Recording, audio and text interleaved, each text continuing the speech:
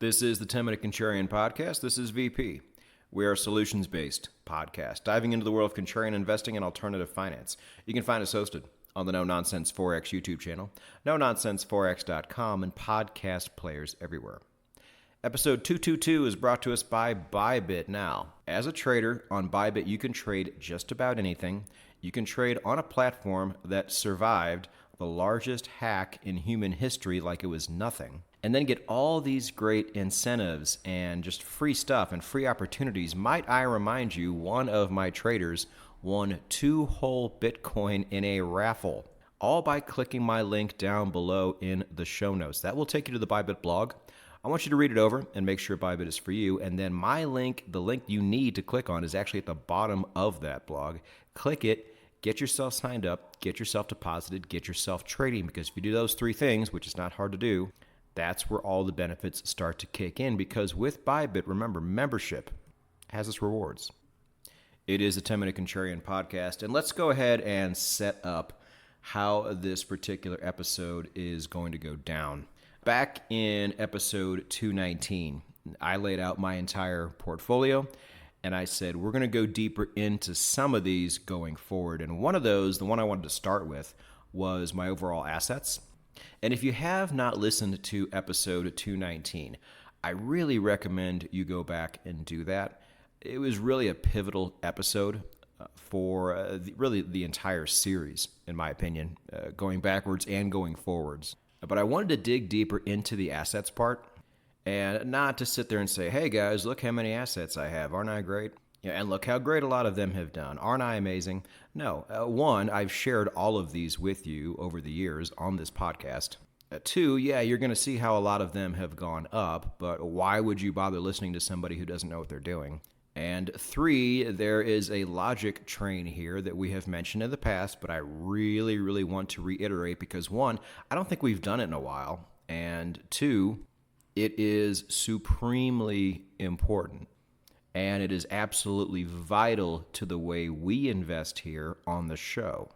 And for some reason, I don't know you guys. I don't talk to enough of you guys to get a real sample size, but I just feel like there's not enough of you out there who do this. At least not do this the way I would really like you to do this. So we're going to talk about that too. But speaking of that, I want to go back to the way I handle almost all of these positions. Now, let's start with that. You guys know because I publicly do this on Twitter a lot. I do it every time with a crypto position. And then I also do it with my stocks. I just don't announce it all the time. But there is always a point, usually at 3x. Sometimes it's a little lower. If it's something that moves a bit slower, like let's say like a big miner or something like that, maybe a 2x.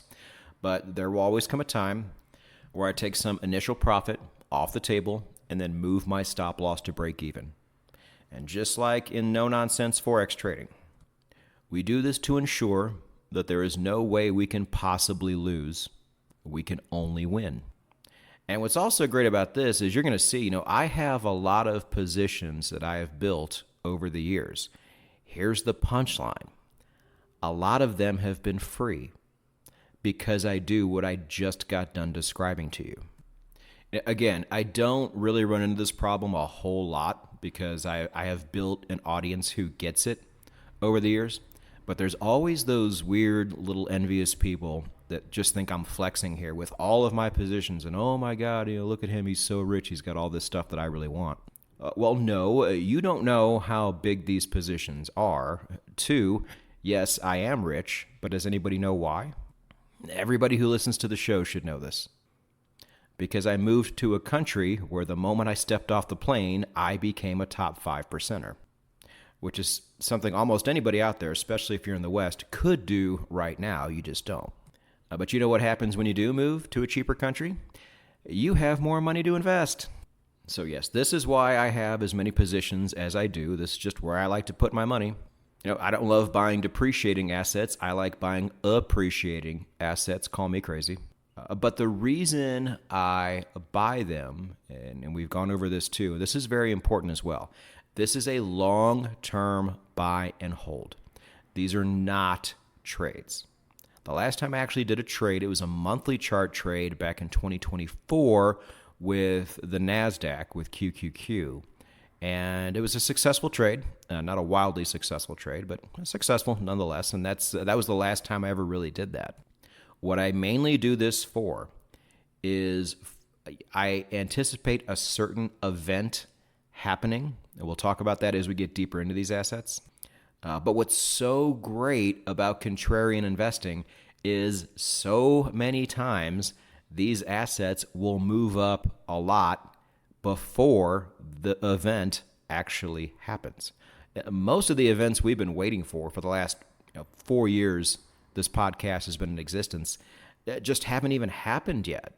Yet we have reaped insane benefits along the way.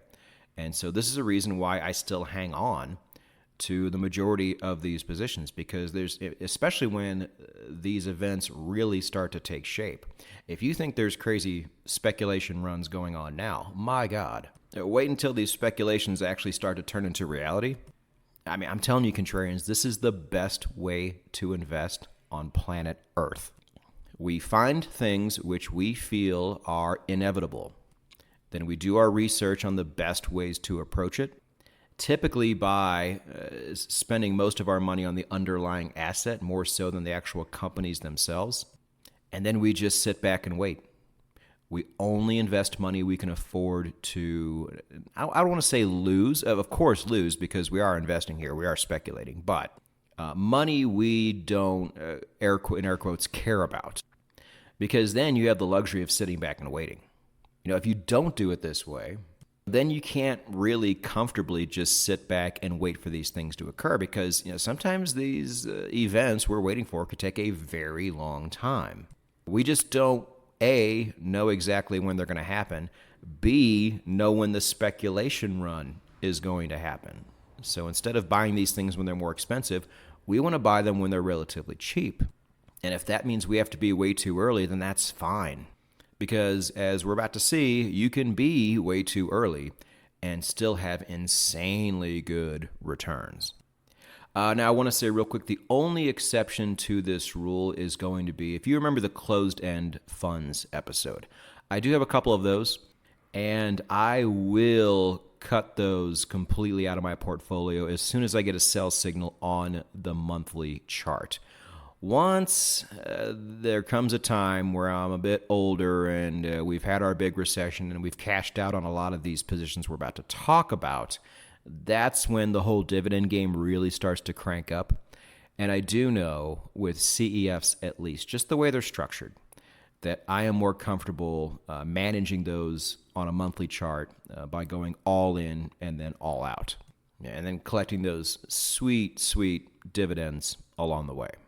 But that's the only exception. We're not even going to talk about the CEFs really in this episode. Just know that I have a few in there, and I manage those a bit differently than I do everything else. It's almost just kind of a practice run for when that time comes, and I'll have a complete other portfolio just really dedicated to dividend stocks, CEFs, bond funds, things like that. But full disclosure here, let's go over this now. I said in episode 219, I'm in 25% gold, 25% Bitcoin, or as close as I can get to all these metrics, 25% assets, and then 25% cash. On the gold, I lumped my gold stocks in there. I don't really know why, but I had to put them somewhere, I guess. And I don't have a whole lot of rhyme or reason to why I did that, but that's included in the 25% gold allocation. With Bitcoin, you guys know I have Bitcoin in my actual crypto wallets, and I actually have an ETF, FBTC, because I like diversifying my, what's the word I'm looking for? Custodial nature of where my Bitcoin is being held. I know there's a better word for that, but I actually do not want all of it on the blockchain. I would feel much better if a large institution actually held on to some for me. And then when it comes to cash, all of the yield-bearing products I have that do not move up or down. So staking on Aave, yes. SGOV, yes. Bond funds that move up and down when interest rates move up and down, no. Those are in assets. But now that we're at the 10-minute mark, let's go ahead and get into these assets.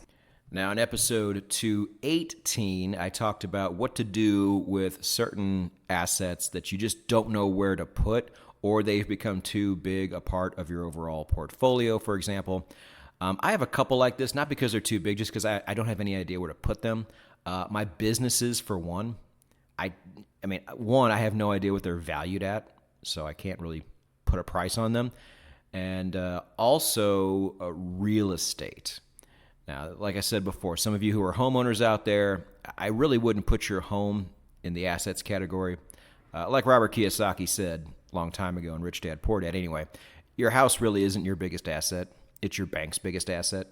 Hate to break it to you. And in the West, a lot of people's homes have gone up in value a lot, but it really doesn't count in many ways. One, because people still don't want to sell their home. Two, like if you try to become an accredited investor and you try to hit their minimums by saying, I have this much money because of my house, they don't count your house. In terms of your net worth, in their eyes, and what's going to be in the eyes of a lot of people, your house just doesn't even count, which is sad. It should count. But anyway, my point is assets like this, I do not include. I would just probably push them off to the side. I currently do not own any real estate. I am looking at land in Paraguay. There's one deal that I thought I had, but it fell through. But next time I go down there, I'm going to be looking at other parcels of land because everything in Paraguay is incredibly cheap and everything in Paraguay should be going up a lot in the future. And so my dream of being a landowner might just come true. We'll see. But if it ever does, I'm not putting this in the assets category.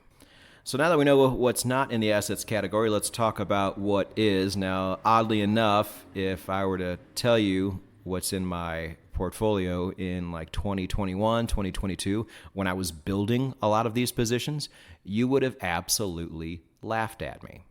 And you would have thought I was crazy. But maybe I was just early. Let's see who's laughing now. Okay.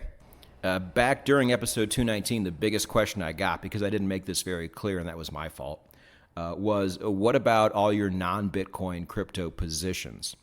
Do those go in assets? And the answer is absolutely. I don't know why you would treat those any different than you would treat stocks. These are mostly blockchain companies. They are tech companies who have just decided to list on the blockchain instead of the New York Stock Exchange or the NASDAQ. Really no different.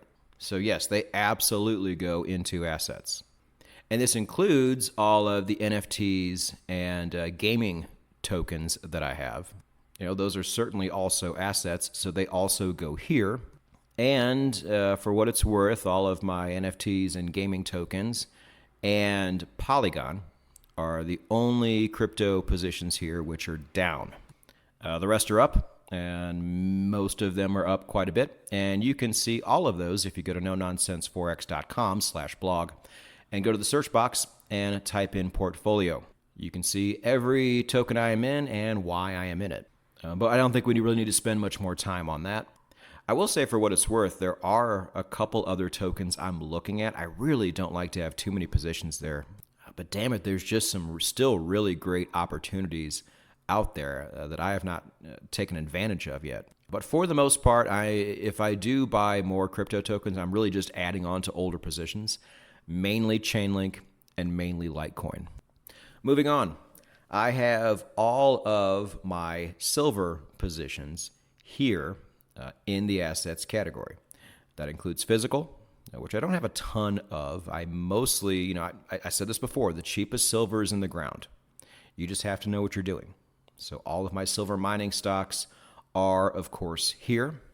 And they are all doing really well, except for there's one junior. And I kind of do want to talk about this because I think it is relevant, especially right now.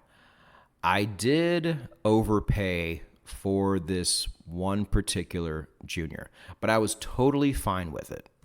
And I did it for the same reason that I bought that Bitcoin ETF back when Bitcoin was at 120. Let's see, where does this sit right now?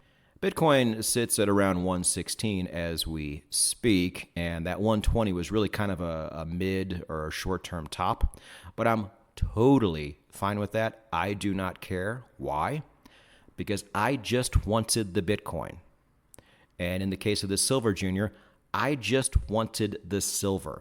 I want my silver positions to be all in, which they are, so I can just sit back and let them rip, however long it takes. Sometimes you're going to get these positions on the super cheap. Sometimes you're not. But when it comes to something like this that I feel is so inevitable, silver, Bitcoin, etc., as long as it's just one position out of many and I'm trying to round out my allocation, I'm okay overpaying a little bit. Just give me the damn silver. I don't care about the price. I just care about the silver. I don't care about the price of Bitcoin. I just want the Bitcoin. Do you get it? Does it make sense? I hope it does. There's times when it comes to these finite or semi-finite assets where you can't really look at things in terms of how much fiat currency it costs you at the time. That's what a lot of these no-coiners don't get. Bitcoin will get to a certain price and they'll say, well, I don't want it at that price. It's too expensive. But these are the same people who said that back when Bitcoin was $10,000 and then $30,000. They don't understand how this works. You just want the Bitcoin. You just want the silver because Bitcoin and silver are both money. I hope I'm making this clear to everybody, but we need to move on. I have my copper positions here, and if I look at my Charles Schwab account and I look at the green and the red, really the only things that are red are my effing copper positions, especially the juniors. But again, that is fine. I just want the copper exposure at the end of the day. I am looking at buying a copper major very shortly here. My monthly chart will have a lot to do with that. But if you remember too, in the very first Q&A episode of the 10-Minute Contrarian podcast, my favorite question on there, and it's my favorite because I nailed it, is what assets do you like 2 years from now, 5 years from now, 10 years from now? Now, this question was asked over 2 years ago. And I said for 2 years, Bitcoin. I said for 5 years, silver. And I said for 10 years, copper. So I fully understand that this is a much longer, drawn-out play. But man, oh man, do I not want to be left out of what will almost certainly be a very large run in copper. So even though nobody likes looking at red in their portfolio, you have to understand the play here. I was down on all of my positions at some point, but in some ways it's good because it allows me to buy more at really good prices. And again, not so worried about the price. I just want the copper. And so I'm kind of happy leaving those junior positions where they are and just kind of sitting back and hoping in a few years they grow up big and tall, and then adding to newer positions on the way. Now, I do have one position that really hasn't gone anywhere yet, and that's going to be natural gas, which we've talked about on the show. A lot of people are just disenfranchised with natural gas and with a lot of energy plays in general. But to me, that's fine. That's what separates me from a lot of these people. I still feel like it's absolutely inevitable. We're going to need every drop, every molecule of energy we can possibly find. And natural gas is a great way to get that. And there will be a lot of other countries who are going to be very deficient in molecules, and they're going to need some. And that's when the natural gas sector is really, really going to move. Historically, it always has. And this is not all of a sudden going to not happen anymore. It's merely just a matter of when. Nat gas is one of those things you can still get really cheap. I have zero regrets. I may actually add on to the position, and I'm really excited to see where it's going to go. Next one is rare earths. I think most of you know the position I have here. It has been a wonderful position to be in. I got into it this year, and it is on its way to quadrupling. Congrats to all who followed there. Also, congrats to all who followed in uranium. All of the large and medium plays there have done extremely well. A lot of the juniors have too. Some juniors have not, but that's the risk you take when you go with the juniors. You could be absolutely right about the sector, but still wrong about the stock. And so that's why if you really like the sector, you need a bit of both. or just realize that there's so much asymmetry in the larger positions that you don't really need to go the junior route. I do not have any uranium juniors. I did, but I moved them into larger positions, and my portfolio is better for it. So maybe a little takeaway there as well. Juniors are great and they're going to move up a lot, but that's not the only positions you want to have in the sector. That is a giant, giant mistake. And this is exactly why, for example, I am increasing my copper exposure in the larger companies to make sure when this run really starts happening that I don't end up with too many juniors as an overall percentage of my copper exposure. Bad idea. Don't sit there and play the lottery with these things. We already have lottery-like upside with the larger companies. I cannot express this enough times. Okay, moving on. I finally did get into the big miners game with one position this year. I bought it not long ago. This is going to be a slower moving stock, but one of those things to where if you buy them cheaply, which they're all pretty cheap right now, you get a great upside to downside ratio and you get really nice dividends along the way. I will say, for what it's worth, in the United States at least, a lot of these are not United States companies, so you're actually getting something called an ADR, which is fine. You still get exposure to the company just like anybody else would. You still get dividends just like anybody else would. You just cannot participate in DRIP, which is reinvesting those dividends automatically. You will get those in the form of cash into your account. So just something to know ahead of time. There are other companies that do this as well. One of my gold positions does the same thing. So a bit of a bummer, but the dividends are still dividends, and they're still really nice. And I'm happy I got one of my big miner positions locked in. It may not be the only one, but I keep saying on the show, this is not a sector I want to miss out on. And now I will certainly not, because I am locked in. Okay, next. I have one broad scale ETF that has to do with electrification. It is from an issuer that I like, and it's just one of those kind of base level exposure type things. Who doesn't know that we're going to need electrification? We're going to need electricity really, really badly going forward. And there are so many more speculative ways to play this. I would rather just start with broad scale exposure to make sure I capture that upside. And then later on, once we have more information on how this whole thing's going to play out, then I'll start getting more cute and maybe put money down on some of these actual companies. But for now, I do what I always recommend you guys do as well, and just get that broad scale exposure first.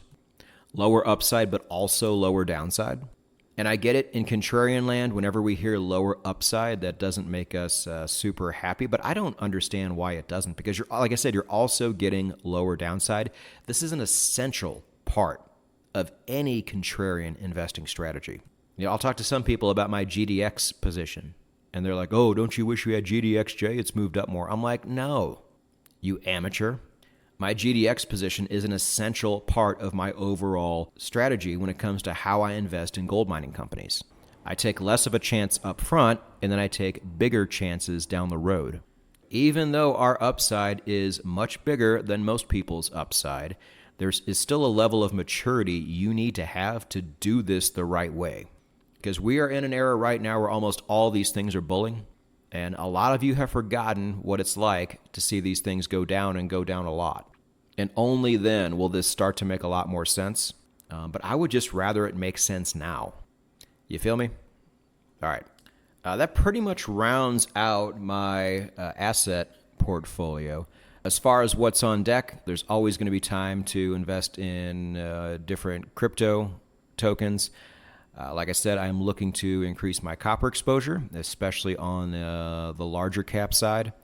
And there's there's things we've talked about on the show in the past, things like lithium, which has a moderate bull case, but it's going at such a cheap price, and price is just based and trolled along the bottom.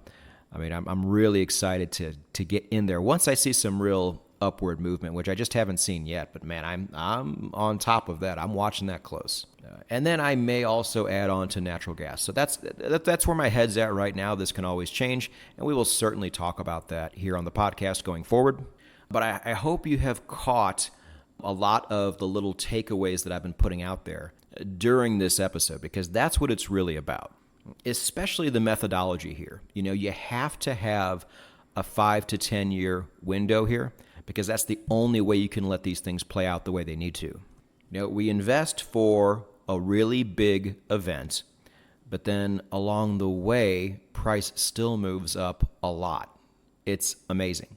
Like the big event I'm really waiting for in gold and silver, which is this kind of apocalyptic moment where people realize that stocks aren't always the best way to go, and fiat currency is never the best way to go, and gold and silver really, really gets the exposure it's supposed to have, and really ends up becoming the price it was always supposed to be in the first place. I'm waiting for that.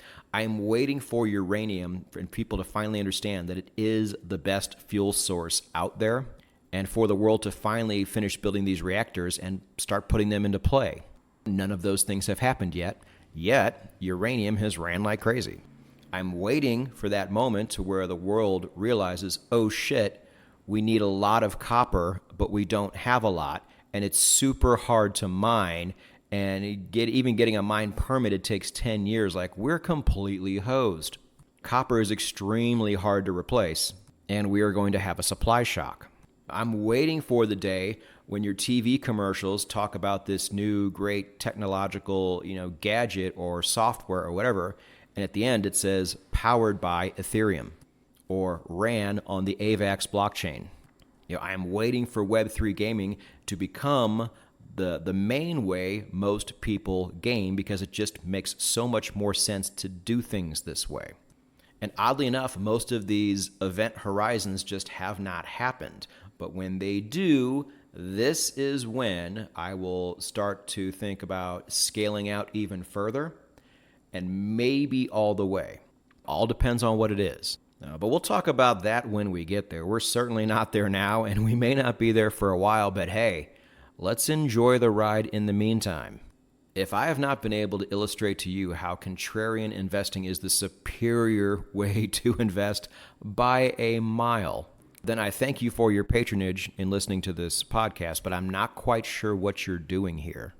Hopefully in these last maybe 5 episodes or so, I have been able to illustrate our overall mentality and approach to this wonderful and superior style of investing. That was really my main goal here. And we will be going even deeper into this at least one more time. I think we still need to have another cash episode. But yeah, hopefully by now you guys get it. Most of you already got it. But I want to reinforce a lot of these things, and I want to bring them up again. And I also want to illustrate them even further, because I don't want any of you missing out. I don't want any of you missing out on what is going to be the next great wealth transfer on planet Earth. And then once we've done that, we can all sit back and be old and invest in dividends together. And maybe I'll change the name of the podcast. Who knows? But we're a long ways away from that. Just understand that right now, it is still contrarian, which means people still don't normally do things this way. So it's always going to feel kind of weird, and it's always going to seem a little bit crazy to invest in this particular style. But no pain, no gains. Just know that you are not crazy. You are just early.